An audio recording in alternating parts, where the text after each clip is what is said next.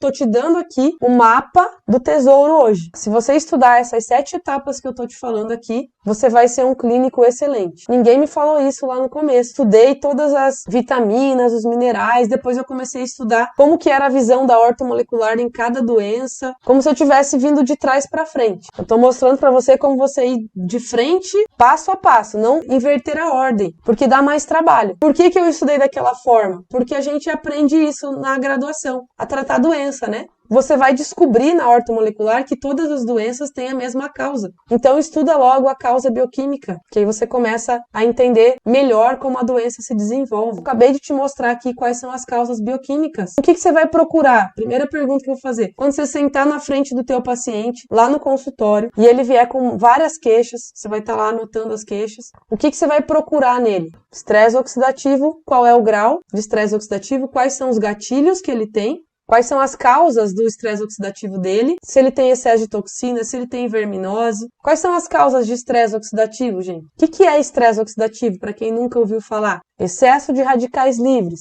O que é um radical livre?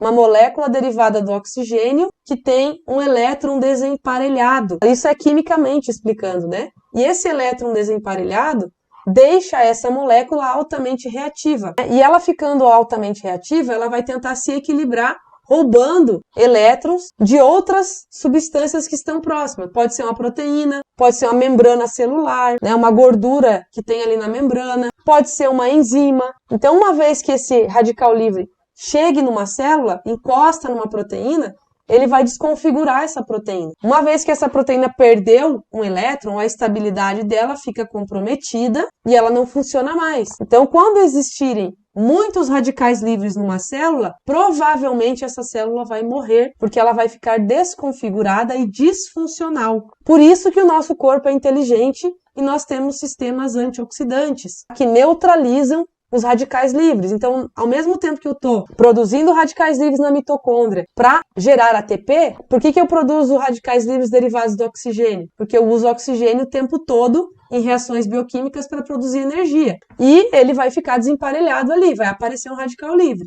O que meu corpo faz para a gente não morrer? Por que a gente não morre, então, se tem... Toda vez que eu estou produzindo energia, eu também estou produzindo radicais livres? Porque eu tenho sistemas antioxidantes. E esses sistemas antioxidantes entram em desequilíbrio, entram em estresse, e aí eu começo a ter excesso de radicais livres. Então, o estresse oxidativo é o excesso de radicais livres. E o excesso vai começar a provocar doenças, vai começar a provocar desequilíbrios, vai começar a provocar pequenas lesões nos sistemas do meu organismo, e aonde o meu sistema é mais frágil, e todos nós temos programação genética de sistemas onde a gente tem mais fragilidade. Então, onde o teu sistema for mais frágil, você vai ter problema. De repente, você tem problemas no sistema cardiovascular. Uma outra pessoa tem problemas pulmonares. A outra pessoa, ela tem um problema mais metabólico. Então, ela começa a ter resistência à insulina, ela começa a ter um problema no metabolismo das gorduras. Então, geneticamente, nós somos diferentes. E todos nós temos órgãos frágeis, que o Lair Ribeiro chama de elos fracos da corrente. Então, uma vez que você tem o estresse oxidativo, os teus órgãos frágeis vão sofrer mais a presença daquele radical livre. Por isso que uma pessoa tem infarto e a outra tem Alzheimer. Na base das duas doenças, dos dois problemas, tem estresse oxidativo. Então, a primeira coisa que a gente vai entender aqui é que eu preciso controlar o estresse oxidativo, a inflamação e a glicação. Então, lá na consulta, eu tenho que rastrear isso. Ah, mas eu vou rastrear hormônio? Vai. A gente vai falar, a gente vai olhar todo o metabolismo do nosso paciente. Mas eu não posso ignorar isso aqui e deixar de equilibrar essas situações. Então, eu preciso saber identificar o estresse oxidativo através de exames, através de perguntas e respostas. Se o paciente falar para você que ele tem uma doença crônica, você já sabe que ele tem algum grau de estresse oxidativo. É impossível ter doença crônica e não ter um radical livre lá fazendo alguma coisa. Então, por perguntas e respostas, eu também consigo identificar se o meu paciente tem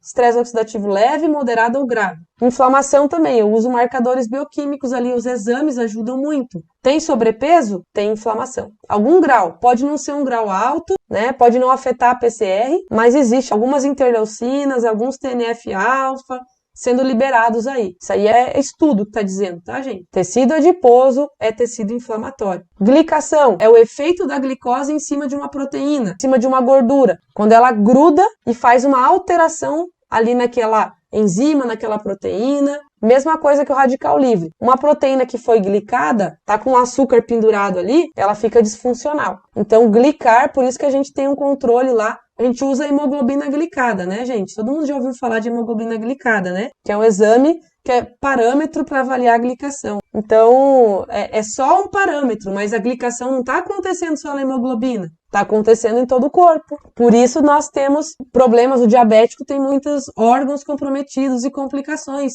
principalmente da microcirculação, que a glicose vai grudando nos vasos e a microcirculação vai ficando comprometida. Então, o excesso de açúcar, quando o açúcar fica muito tempo sem ser retirado da circulação pela insulina, né? Sem ser retirado ali pelos nossos transportadores de glicose, que em muitas células dependem da insulina, ela fica circulando ali e glica as coisas. Então, o açúcar ali solto vai glicar as coisas. E aí nós estamos estragando. Então, essas 3 reações são a base das doenças crônicas. O paciente pode ter uma delas primeiro, então surgiu o estresse oxidativo primeiro, provavelmente ele vai trazer inflamação e provavelmente ele vai trazer glicação, vai contribuir. Esse curso básico que eu dou para vocês aprenderem todas essas etapas em detalhes, eu mostro como que o estresse oxidativo causa inflamação e glicação, como que esses 3 acabam acontecendo ao mesmo tempo com o passar dos meses lá, de repente o paciente começa com inflamação, vai ter estresse oxidativo, vai ter glicação.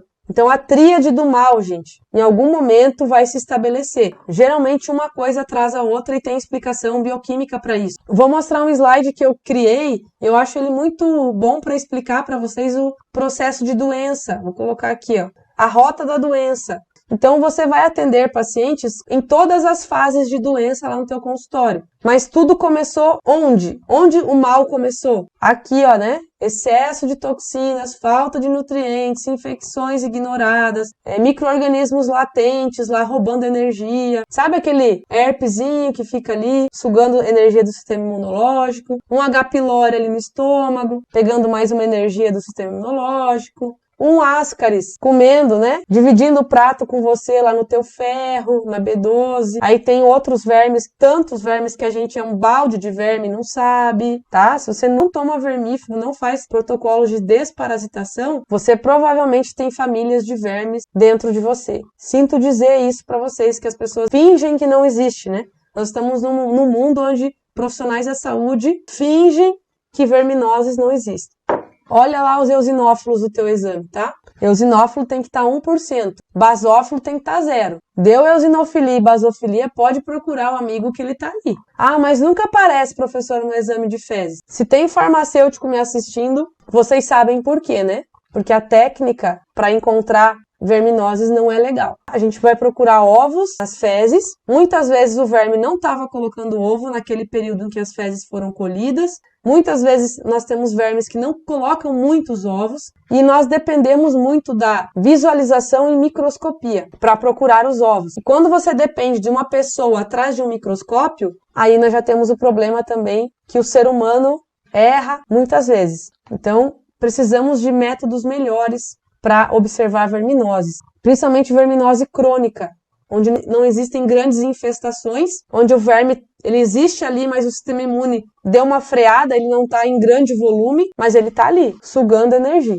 Bem-vindos ao mundo dos vermes, tá, gente? Onde a maioria das pessoas tem vermes. Por isso que a gente precisa desparasitar, tá bom? Então, agora que vocês já estão na realidade, a grande causa de doença está aqui. Aí soma tudo isso, esse paciente aqui, ele não vai ter muitas anormalidades em exame. Você pega um paciente na fase 1, ele vai ter poucas queixas e ele vai ter falta de otimização, tá? Os exames não vão estar otimizados. Por exemplo, vai ter uma vitamina D, não tá deficiente, mas tá baixa. Uma B12 lá, perto do valor mínimo. Uma queixazinha de alguma coisa. Mas ele não está 100%. Fase 1 de doença. Na fase 2, você já tem estresse oxidativo, inflamação ou glicação, ou os 3 juntos. Por que eu estou mostrando esse caminho aqui? Para você entender que mesmo que você pegue um paciente na doença crônica, ele tem o que está para trás, que precisa ser tratado. Então, sempre você vai tratar estresse oxidativo, inflamação e glicação, vai observar isso em todo mundo, porque isso aqui é causa disso aqui. Fase 3, ainda não tem uma doença crônica, mas está bem no caminho.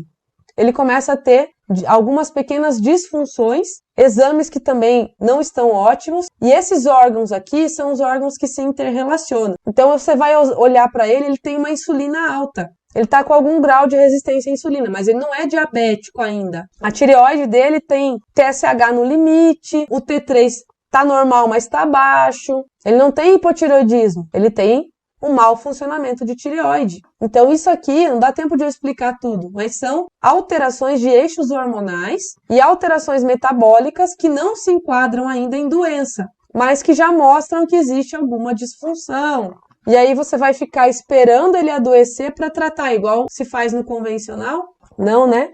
A gente sabe tratar isso aqui. No convencional, não tem muito o que fazer, não. Por quê? Porque os fármacos são usados para tratar quando já existe a doença instalada, quando você já tem uma disfunção instalada e o órgão já está, inclusive, em degeneração. Começa um processo de fibrose, degeneração, de alteração anatômica do órgão, devido àquela disfunção não ter sido tratada antes. Aí você começa um processo aqui na fase 5, que é a pior fase para a gente pegar alguém, porque já pode ter alguma coisa, algum órgão fibrosado, já fez lá uma amputação de dedos do pé por diabetes, já tem uma retinopatia que comprometeu já a retina. É uma fase, uma consequência da doença crônica, uma complicação. Você vai encontrar pacientes em todas as fases. Inclusive, eu gastei umas 8 horas explicando a rota da doença. Fica de bônus nos meus cursos, tá, gente? Tem um bônus lá chamado a rota da doença. E eu explico tudo isso aqui em detalhes, levam umas 8 horas.